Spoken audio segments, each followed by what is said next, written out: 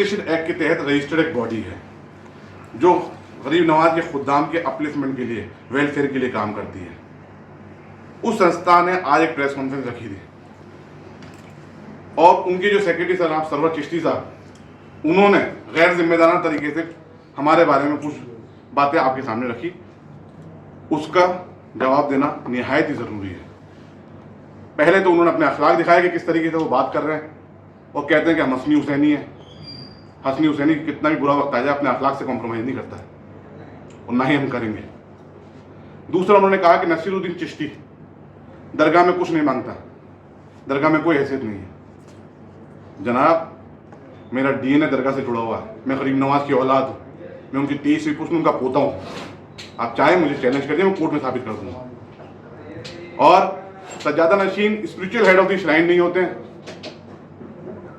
देखिए, कई फैसले जाते हैं, आज के नहीं, 200 साल पुराने, 150 साल पुराने फैसले भी हैं जिसमें सज्जादा नशीन को spiritual head of the shrine कहा गया है।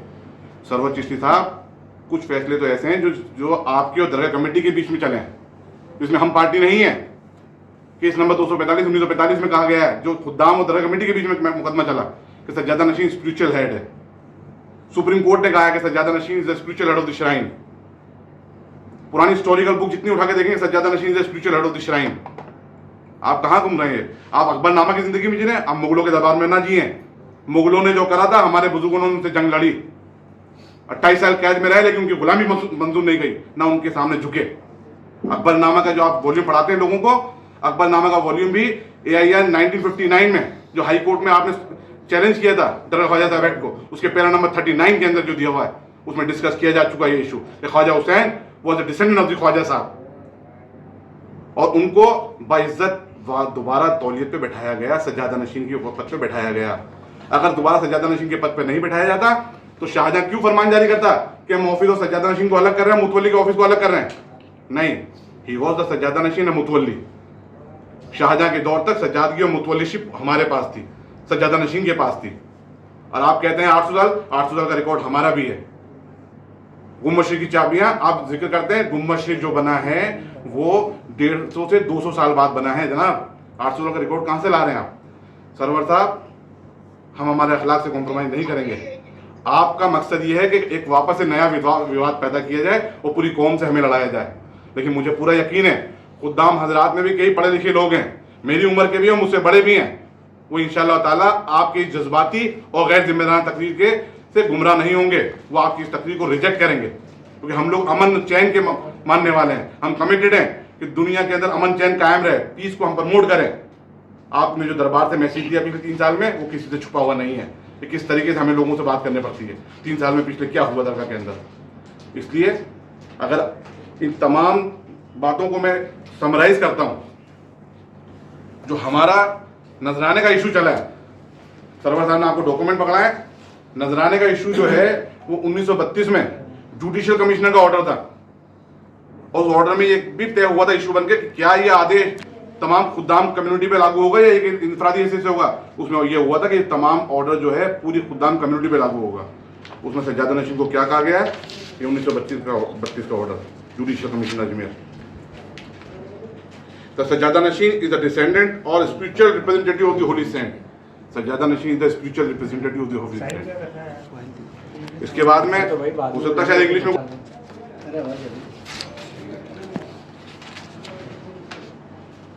तो मैं आपको हिंदी का ही पढ़ा देता हूँ।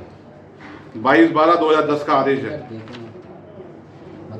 जिसमें ये कहते हैं दरगाह ख्वाजा साहब एक मौजूदा सज्जादा नशीन Kibluddin Sahab is holding the office of सज्जादा नशीन by virtue of his hereditary rights being a descendant of the Khwaja Sahab. He is not holding the office of सज्जादा नशीन by virtue of Dargah Khwaja Sahab act. Dargah Khwaja Sahab act is not at all applicable on the present सज्जादा नशीन। The judgement is very much clear. Supreme court ने 1987 में बहुत clear कर दिया, और जजमेंट इन रैम है। कोई अगर गुमराह करता है ना आपको कि नहीं हम पे लागू नहीं होगा, वो दरगाह से जुड़े हुए तमाम मुतालिकीन पे लागू होगा। 22/12/2010 में डिस्ट्रिक्ट कोर्ट का ऑर्डर है, वो क्या कहता है, इसमें तमाम खुद्दाम साहिबान पार्टी हैं। माननीय उच्चतम न्यायालय ने अपने उक्त न्यायिक दृष्टांत में विस्तार से विचार कर मत व्यक्त किया है कि अजमेर स्थित दरगाह ख्वाजा साहब के सज्जादा नशीन के पद पर नियुक्ति का अधिकार वंशानुगत है, तथा ख्वाजा साहब के वंश के सदस्य को ही उक्त पद पर पदस्थापित होने का अधिकारिता है। माननीय न्यायालय ने दरगाह कमेटी के इस निवेदन को स्वीकार नहीं किया कि दरगाह कमेटी के गठन के उपरांत उक्त पद पर नियुक्ति का अधिकार दरगाह कमेटी को प्राप्त हो गया हो। I am not subordinate to the Dargah committee. The सज्जादा नशीन साहब is not subordinate to the Dargah committee. He is the heritage descendant of the Khwaja Sahab. He is the spiritual head of the shrine. इसके बाद में इस ऑर्डर को सिविल रिट पिटीशन नंबर 144 2011 में खुद्दाम साहिबा ने चैलेंज करा इसी आदेश को, और वहां से भी फाइनल आदेश ये आया। और 87 का जो जजमेंट हमारे सज्जादगी का, उसके ऑब्जर्वेशन को सेम ऑब्जर्वेशन में लिए गए। इस प्रोसीडिंग के अंदर जो भी आदेश है वो ऑर्डर 1 रूल 8 की प्रोसीडिंग के तहत है, तमाम खुद्दाम कम्युनिटी पे लागू होते हैं। और जब दरगाह ख्वाजा साहब एक्ट बन रहा था, दरगाह ख्वाजा साहब एक्ट के बारे में जो इंक्वायरी चल रही थी, तो जस्टिस गुलाम हुसैन जो इलाहाबाद हाई कोर्ट के जज थे, उन्होंने पुरानी पूरी दरगाह से जुड़ी हुई हिस्ट्री को कंक्लूड किया था। और एक उसके ऊपर दरगाह ख्वाजा साहब अजमेर इंक्वायरी कमेटी रिपोर्ट के ऊपर एक बाकायदा बुक जारी की गई थी पूरी इंक्वायरी करने के बाद, पूरी रिपोर्ट, जिसमें मैनेजमेंट भी आ गया था, सज्जादा नशीन साहब भी आ गए थे, खुद्दाम साहिबान भी आ गए थे। उसमें वो क्या कहते हैं,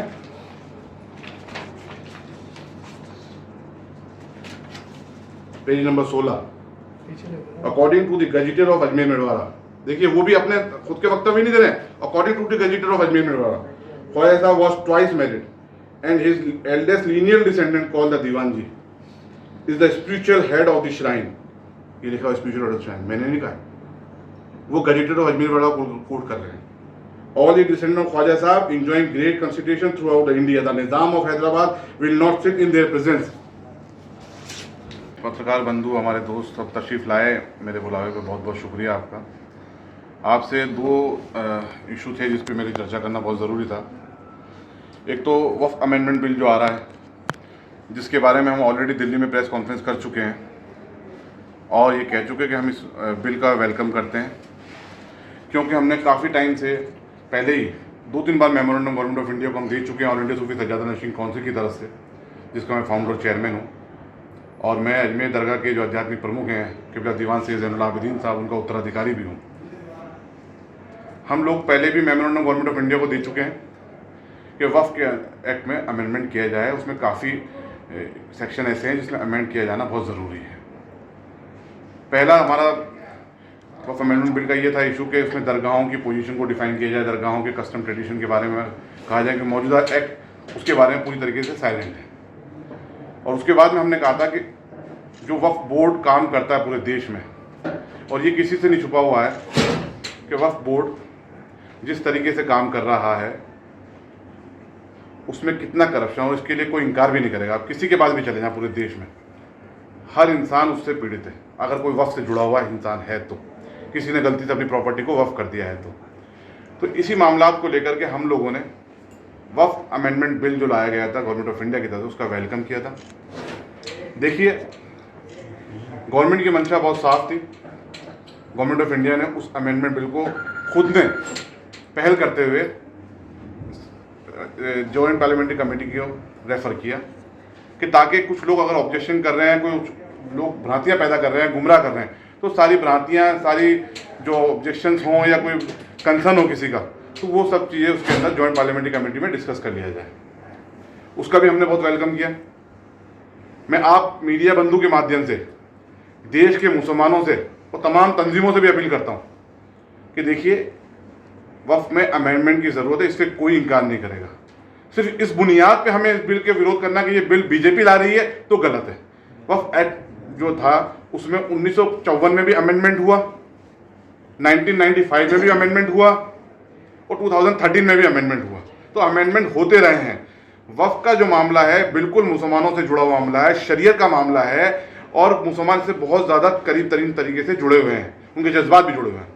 देखिए, वफ़ करना, वफ़ करके उसकी शराइत को एग्जीक्यूट करना, ये शरीयत का मामला है। लेकिन ये इतना बड़ा एक इंस्टीट्यूशन बन चुका है वफ़ पूरे हिंदुस्तान के अंदर कि उसका मैनेजमेंट प्रॉपर तरीके से कैसे हो, उसमें ट्रांसपेरेंट तरीके से कैसे हो, और किसी के साथ नाइंसाफ़ी ना हो, वफ़ एक्ट की आड़ में किसी की संपत्तियों को हड़पा ना जाए और वफ़ की संपत्तियों को खुट-बुट करके पैसे न कमाए जाएं, उसको कैसे रोका जाए। इस मामलात के लिए हुकूमत हिंद ने सोचा और ये एक्ट लेकर आए। ये बिल लेकर आए। इस बिल में बिल्कुल कुछ कंसर्न हमारे भी थे। हमने इस बिल को पेश होने से एक दिन पहले प्रेस कॉन्फ्रेंस दिल्ली में की थी। उसके बाद में बिल पेश होने के बाद में हम दोबारा मंत्री साहब से मिले थे, जो माइनॉरिटी मिनिस्टर होने पर, उनसे मुलाकात हुई थी हमारी पार्लियामेंट में। और हमारे साथ 8 से 10 लोगों का डेलीगेशन था, जिसमें सब पढ़े लिखे लोग थे, 3-4 एडवोकेट थे, मैं खुद भी एडवोकेट हूँ। हम लोगों ने कुछ 2-3 पॉइंट्स पे हम लोगों ने भी हमारी बात रखी कि साहब इस पॉइंट्स पे हमारा भी कंसर्न है। जैसे waqf by user, waqf by user जो है वो कब आया एक्ट के अंदर, ये भी तो देखें आप। क्या शुरू से वक्फ बाय यूजर का प्रोविजन था? नहीं, ये बाद में लाया गया। वक्फ बाय यूजर की आड़ के अंदर कई प्रॉपर्टियों को गासिबाना तौर पे वक्फ में नोटिफाइड करा दिया गया। भाई वक्फ तो शरीयत का मामला, मैं मुफ्तियाए कराम से भी अपील करता हूँ इस पर अपनी शरई राय भी दें। वक्फ बिना किसी दबाव के, बिना जोर जबरदस्ती के एक फ्री विल होना चाहिए।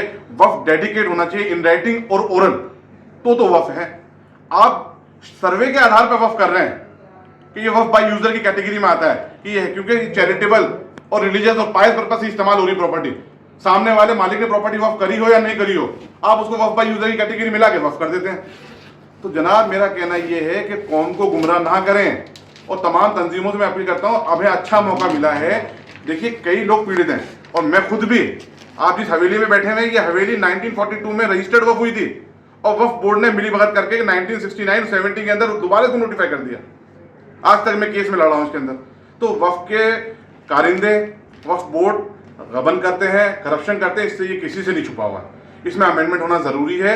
इसमें हाँ कुछ हमारे शक व शुबा हैं, जैसे वक्फ बाय यूजर को लेकर के कि जो संपत्तियां पुरानी हैं, जो दरगाहें, मस्जिदें, खानकाहें, इमाम बाड़े 200-300 साल से इस्तेमाल हो रहे हैं, कहीं गवर्नमेंट उनको तो ना ले लेगी। हमने ये बात हमने भी रखी हुकूमत के सामने, हमने माइनॉरिटी मिनिस्ट्री की जो सेक्रेटरी उनके सामने ये बात रखी। तो उसमें कहा गया कि रेस्ट्रोस्पेक्टिव इफेक्ट एक प्रोविजन है, ये एक्ट जो रिपील हो रहा है, तो उसके तहत जो पुराने एक्ट के तहत जो अधिकार स्टैब्लिश हुए थे, उसमें किसी किस्म का रद्दोबदल नहीं होगा इंशाअल्लाह ताला। हमें उम्मीद है कि गवर्नमेंट इसको सेफगार्ड करेगी। लेकिन इसकी बुनियाद पे अब हाउल्ला मचा रहे हैं, कौम को कह रहे हैं कि साहब मुसलमानों के खिलाफ ऐसा लाया जा रहा है। बिल्कुल मैं रिक्वेस्ट करता हूं तमाम ऑर्गेनाइजेशन से, हम सब मिलकर के हुकूमत का साथ दें, ज्वाइंट पार्लियामेंट्री कमेटी में अपनी बात रखें। कुछ इश्यूज हैं, कुछ पॉइंट्स हैं, हम भी कंसर्न कर रहे हैं कि नहीं इस पॉइंट हो सकता है कि कौन को नुकसान हो जाए, वक्त को नुकसान हो जाए, तो उसकी बात हम हुकूमत के सामने रख सकते हैं। उसका रद्दोबदल हो सकता है, उसमें चेंजेस हो सकता है, बट इट डजंट मीन कि अमेंडमेंट ही ना हो और फिर ये कहा जाए कि मुसलमानों के ऊपर हमला है। बिल्कुल गलत है। ये एक मैनेजमेंट इंस्टीट्यूशन है, एक बॉडी है जो वक्फ मैनेजमेंट को देखती है, उसका एक स्ट्रक्चर है, उस स्ट्रक्चर को और इफेक्टिव बनाया जा रहा है। तो अव्वल आखिर ये बॉडी जो बनी गई है कॉन्स्टिट्यूशन ऑफ इंडिया के तहत तो बनी थी 1954 में, दोबारा अमेंडमेंट हो रहा है। अब लोग हमारे पे इल्जाम तराशी कर रहे हैं, मैं बिल्कुल किसी इल्जाम तराशी से नहीं डरता हूं। हमारे दिल में जो आता है, जो हमें सही लगता है, हम वो करते हैं। और तमाम दरगाहें विक्टिम हैं, इस देश की तमाम दरगाहें। मैं अभी तक कॉल रिसीव कर रहा हूं, मुझे पंजाब से कॉल आ रहे हैं, मुझे हरियाणा से कॉल आ रहे हैं, मुझे उत्तराखंड से फोन आ रहे हैं। वहां के सज्जाद खान को परेशान किया जा रहा है। वहां के लोग कह रहे हैं तो हमारी प्रॉपर्टियों को वक्फ बोर्ड आकर हाथ रख ली इस पे, हमने कोई वक्फ नहीं किया है, ना ही कोई डेडिकेशन है, ना ही कोई डॉक्यूमेंट है। मुझे हर स्टेट से फोन आ रहे हैं। लेकिन कुछ लोग हैं जो कहते हैं कि साहब ये तो हुकूमत के साथ मिले हुए हैं। देखिए हुकूमत, बिल्कुल जो हुकूमत होगी हम उसके साथ, ना तो हम बीजेपी से मिले ना मिंडे कि जो गरीब नवाज की औलाद में लाइन में सीनियर होगा वो ऑर्डर सज्जादगी पे बैठेगा। इसलिए हमारे दादा को रिकॉग्नाइज किया गया। ये 11 J to make such provision for the education and maintenance of indigent descendant of Khwaja Sahab. अगर नहीं तो ये लेजिस्लेटिव ने हमारे लिए क्यों लिखा गरीब नवाज की औलाद की? गरीब नवाज की औलाद नहीं है, गरीब नवाज की औलाद है। आप लोगों को गुमराह ना करें, आप चैलेंज करें ना इसको। मैं आपको कह रहा हूं, मैं 11 लाख रुपए इनाम दूंगा आपको, आप गुमराह कर रहे हैं। आपको लॉजिकल बात करना चाहिए। सिर्फ हमसे अदावत है, जिस तरीके से बीजेपी हुकूमत से अदावत है, ऐसे दीवान साहब से अदावत है। आपको दीवान के खिलाफ बोलना है और आप अखलाक भी नहीं सोचते कि किस तरीके से बोले जा रहे हैं। हम तमाम लोगों को मिलकर के हुकूमत का सहयोग करना चाहिए। अगर कोई सेक्शन ऐसा लग रहा है कि नहीं कौम को नुकसान होगा तो उस पर बात की जा सकती है, विरोध करना उचित नहीं है। वक्फ एक्ट में अमेंडमेंट होना जरूरी है। ये हजारों करोड़ की जो आमदनी होनी चाहिए आज की तारीख में, वो 100-200 करोड़ रुपए है और प्रॉपर्टी 9 लाख हेक्टर है। अरे उस आमदनी का हो क्या रहा है? हमारी कौम के किस बच्चों के काम आ रही है, किन बच्चों की एजुकेशन काम आ रही है? बच्चे एजुकेशन नहीं ले पाते हैं। आप साहिबन में से एक जन ने सवाल किया था, मैं सुन रहा था, किसी ने मुझे क्लिप भेजी थी कि साहब वो एडमिनिस्ट्रेटर जो है वो हम बर्दाश्त नहीं करेंगे, मुस्लिम हो या नॉन मुस्लिम, ऐसा कोई इशू था। तो किसी ने पंजाब का हवाला दिया था कि पंजाब में कोई स्टूडेंट, सर्वर साहब ने मानना तो मना कर दिया था। कलेक्टर को भी बर्दाश्त नहीं। जी हाँ, मैं उनको एक जानकारी के लिए बता दूं, ये दरगाह का रिकॉर्ड है, ये पेपर बुक है मुतवली का जो केस चला था उसके ऊपर 1947 में। इसमें एक एग्जिबिट डॉक्यूमेंट है जिसमें ये लिस्ट ऑफ नेम्स ऑफ मुतवलीज down from the time of the emperor Akbar to up to this date, ये जिस टाइम की लिखी उस टाइम तक। इसमें मैं 4-5 नाम पढ़ देता हूँ। मुतवलियों के नाम है टोटल लिस्ट में 40 मुतवलियों के नाम, जो शाहजहां के टाइम के बाद में मुतवली चेंज हो चुका था। शाहजहां तक मुतवलीशिप हमारे पास थी, शाहजहां ने मुतवली को गवर्नमेंट अपॉइंट कर दिया था और सज्जादा नशीन continue remain to be hereditary descendant of the same. अब उनके बाद में कौन कौन मुतवली बने, मैं चुनिंदा नाम लूंगा उनका जवाब। गुजरमल पृथ्वीराज, ये 19 नंबर के मुतवली हुए हैं। 33 नंबर के हुकमचंद, ये मैं दरगाह ख्वाजा साहब के एडमिनिस्ट्रेटर का नाम बता रहा हूं आपको। 34 नंबर पे नानक चंद और 39 नंबर पे हैं श्याम राव नायब सोहन राव। जनाब क्यों लोगों को गुमराह करते हैं, क्यों गुमराह कर रहे हैं लोगों को? अगर जानकारी नहीं तो हमसे ले लें आप आकर के। इख्तलाफ से कुछ नहीं होगा। अगर कौम की फलाह बहबूदी चाहते हैं तो इस वक्त हम लोग अपना ज़ाती मफाद छोड़ें, अपने ज़मीन में झाँक के देखें। हमें कौम के लिए काम करना है। मैं तमाम तंजीमों से मुखातिब हूँ अभी देश की, और गरीब नवाज की बारगाह से उनके औलाद की हैसियत से मुखातिब हूँ कि अल्लाह के वास्ते मुसलमानों के नाम पर राजनीति मत करो। मुसलमानों के बच्चे एजुकेशन चाहते हैं, मुसलमान की बच्चियों के लिए शादी के लिए पैसा नहीं है। कई बच्चियाँ बैठी हैं घरों में बिना शादी के, उनके लिए क्या तो हम मिलकर इंतजाम करें। लेकिन अल्लाह ताला ने एक सिस्टम दिया वफ़ के तहत, आप अपनी प्रॉपर्टी डेडिकेट करके उसकी आमदनी वफ़ के कर सकते हो गरीब गुरबों के लिए, लेकिन वो इस्तेमाल नहीं हो रहा। इससे कौन इनकार करेगा? वफ़ बाय यूज़र का एक इशू है तो उसको डिस्कस किया जा सकता है, उसमें सेफ गार्ड के लिए कोई प्रोविजन लाया जा सकता है कि हमारी पुरानी इमारतें, हमारी पुरानी खानकाएँ, मस्जिदें, इमाम बड़े ना जाएँ। और हमें यकीन है हुकूमत पे, हुकूमत कमिटेड है कि जो पुराने इंस्टीट्यूशन चल रहे हैं रिलीजियस, उनके साथ छेड़छाड़ नहीं होगी। हमें भी ऐसा कहा गया है। लेकिन अगर कुछ अच्छा हो रहा है, एडमिनिस्ट्रेटर आज की तारीख में कलियर शरीफ की दरगाह है, वहाँ पर एडमिनिस्ट्रेटर कौन है? Collector, lady. अब लेडी की बात करते हैं आप, औरंगाबाद में निजामुद्दीन औरंगाबाद की दरगाह है, वहाँ बेगम नैयर जहाँ आज की तारीख में मुतवली हैं। कलीमुल्लाह जहावादी रहमतुल्लाह की दरगाह में मुतवली लेडीज थी। क्यों नहीं बातें क्रिएट कर रहे हैं? अच्छा, आज आप कह रहे हैं मेंबर नॉन मुस्लिम नहीं होगा, कल आप कहते हैं कि मैं तो जज से फैसला नहीं कराऊंगा, वो नॉन मुस्लिम है। जो वक्फ ट्रिब्यूनल बैठता है उसमें एक जज भी होते हैं। कभी क्या किसी ने क्वेश्चन किया कि जज हिंदू है मुसलमान है? ये कहाँ ले जा रहे हो कौम को, ये देश को कहाँ ले जा रहे हो आप लोग? ये हमारा सोशल फैब्रिक है, इसको मत खराब करो। अगर एक दो आते भी नुमाइंदे, फर्ज कीजिए चलिए ये प्रोविजन हटा दें कि नॉन मुस्लिम नहीं होगा। किसी स्टेट में अगर एमपी मुस्लिम नहीं है तो उस स्टेट का एमपी को किसके साथ रिप्लेस करेंगे? किसी स्टेट में एमएलए अगर मुस्लिम नहीं है और एमएलए मेंबर का प्रोविजन भी रखा गया है तो कैसे करेंगे? जहाँ जहाँ से लोगों, अगर मुझसे अदावत है बेशक मुझे गालियाँ बकें, लेकिन इस कौम के नाम पे खिलवाड़ ना करें, इस कौम की फलाह बहबूदी के साथ खिलवाड़ ना करें, इस कौम को गुमराह ना करें। 50 साल से हमें वोट समझा गया है। होता क्या है, यतीम खाना होता है। यतीम खाने में जब काम पड़ता है ना तो बच्चों को बढ़िया कपड़े पहना करके लिया जाता है, उनको साथ ला कर बैठा दिया जाता है कि देखिए साहब हम इनकी फलाह बहबूदी, हम उनकी पढ़ाई एजुकेशन देखते हैं। जैसे इलेक्शन पूरे हो जाते हैं बच्चों को वापस यतीम खाने छोड़ के आ जाते हैं। ये पोजीशन बना रखी है हमारी। आज अगर हुकूमत चाह रही है कि हम मेन स्ट्रीम से जुड़ें तो हमें एक कदम आगे बढ़ाना चाहिए। हुकूमत अगर एक कदम आगे बढ़ा रही है, हमें 2 बढ़ाने चाहिए। किसी पे तो यकीन करें, हम हुकूमत की बात कर रहा हूँ, मैं बीजेपी की बात नहीं कर रहा, आरएसएस की बात नहीं कर रहा, ना मैं कांग्रेस की बात कर रहा हूँ। हुकूमत हिंद एक डेमोक्रेटिक कंट्री में रह रहे हैं, जीत कर आए हैं वो लोग। हमें अपनी इन हरकतों से बाज आना चाहिए। और सर्वर चिश्ती साहब को मैं जवाब देना चाहता हूँ कि आप जिस तरीके से लोगों को गुमराह कर रहे हैं, उल्टे सीधे डॉक्यूमेंट दिखा रहे हैं, मुगलों की ज़िंदगी से बाहर निकले। हम कॉन्स्टिट्यूशन में रहते हैं। या 1987 में सुप्रीम कोर्ट ने यही कहा कि देयर इज 2 इंपॉर्टेंट ऑफिस, सज्जादा नशीन spiritual head of the shrine and मुतवली सेकुलर हेड। ये पैरा नंबर 2 में दिया हुआ है। अंजुमन खुद्दाम साहिबान की एक नुमाइंदा जमात है। वो कहते हैं दरगाह के नुमाइंदे नहीं, खुद्दाम साहिबान की जमात है नुमाइंदा जमात। ये बात आप दरगाह कमेटी से भी क्लेरिफिकेशन दे सकते हैं। इसलिए जहाँ तक मेरा सवाल है कि मेरी कोई हैसियत नहीं है, मैं गरीब नवाज की औलाद हूँ। और हाँ, मैं गरीब नवाज की औलाद के साथ साथ अजमेर दरगाह के सज्जादा नशीन जो spiritual head of the shrine कहलाते हैं, मैं उनका उत्तराधिकारी भी हूँ। जो चाहे मुझे चैलेंज कर सकता है कोर्ट में, और कोई साबित करेगा तो मैं उसको 11 लाख रुपये इनाम दूँगा। हुकूमत बिल्कुल जो हुकूमत होगी हम उसके साथ, ना तो हम बीजेपी से मिले, ना हम कांग्रेस से मिले, ना हम किसी अदर पार्टी से। हम हुकूमत हिंद के साथ हैं और हुकूमतें कौम की फलाह बहबूदी के लिए काम करती है, देश हित में काम करती हैं। एक एक्ट आया कॉन्स्टिट्यूशन के तहत, उसको ज्वाइंट पार्लियामेंट्री कमेटी में भेजा है। मैं तमाम तंजीमों से अपील करता हूं कि हम अच्छे सजेशन दें, कुछ पॉइंट्स में अगर ज्यादा सीरियस कंसर्न है तो उसको हम रद्दोबदल कराएं, इसमें अमेंडमेंट कराएं, लेकिन इस एक्ट को पास कराना, इस एक्ट बिल को पास कराना बहुत जरूरी है। वक्फ बोर्ड की जो हद दरमिता है उसको दूर किया जाना जरूरी है। वक्फ अल्लाह की राह में एक प्रॉपर्टी वक्फ की जा रही है, वक्फ कर दी गई, उसका वाकिफ का मकसद सिर्फ इतना सा है कि मैं इस प्रॉपर्टी का इस्तेमाल फलाह बहबूदी के काम में लिया जाए, गरीब गुरबाओं के काम में लिया जाए, या उसकी आमदनी का इस्तेमाल गरीब गुरबाओं के काम में, upliftment of the Muslim community only. आज कौन सा वक्फ का इदारा है जो ऐसी स्कीम चला रहा हो कि जहां पर साल में कुछ बच्चों की शादी होती हो, कुछ बच्चों की एजुकेशन का इंतजाम होता हो? कहीं नहीं है। हम चाहते हैं ऐसे मैंडेटरी प्रोविजन भी रखे जाएं कि जिसमें इस तरह की स्कीम चलाई जाए, वक्फ बोर्ड का जो पैसा है सही इस्तेमाल में हो। ऐसा नहीं कि पॉलिटिकल अपॉइंटमेंट हुए तो पैसा लेके निकल गए, कुछ लोग कारिंदे बन गए तो वो पैसे लेके, नहीं, ये सब गलत है। हम आपसे रिक्वेस्ट करते हैं तमाम लोगों से, किसी के गुमराह ना हो, किसी के जज्बाती बयान से गुमराह ना हो। ये कोई जंग नहीं हो रही है, देश के कानून बनाया जा रहा है और आपके हक में बनाया जा रहा है। कोई अगर शक व शुबा है तो वकील अवेलेबल है, उनसे राय शुमारी करें।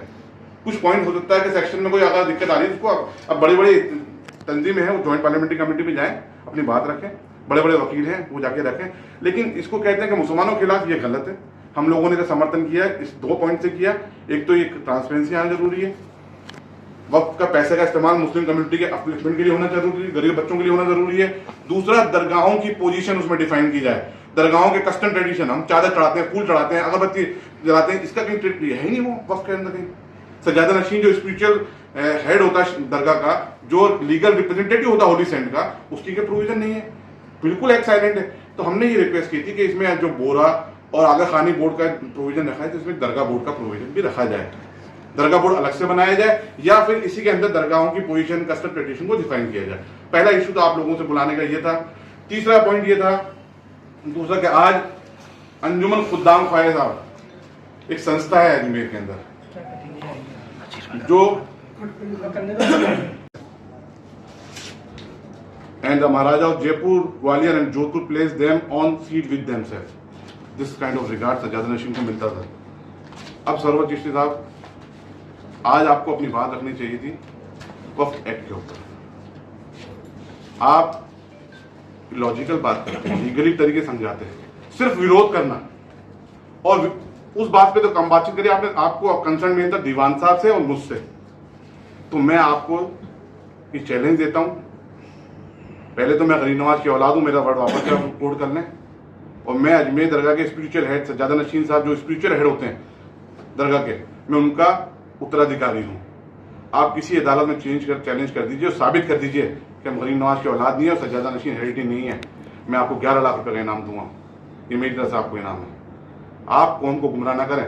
वापस से जो हम लोगों ने निजाम वापस से एक अच्छा बनाया माहौल कि हम लोग मिलकर रहें, क्योंकि आप भी दरगाह से जुड़े हुए हैं, तमाम खुद्दाम भी, और मैं भी दरगाह से जुड़ा हूँ। हम लोगों को मोहब्बत अमन का पैगाम देना है लोगों को, हमारा वो जाती मफाद नहीं है, हमें गरीब नवाज के मिशन पे चलना है। और आप वापस से विवाद करने की कोशिश कर रहे हैं। मुझे पूरी उम्मीद है जो संजीदा लोग, समझदार लोग होंगे, वो आपकी इन जज्बाती तकरीरों के अंदर गुमराह नहीं होंगे और आपकी इन बातों को रिजेक्ट करेंगे। अब दरगाह ख्वाजा साहब एक्ट की आप बात करते हैं,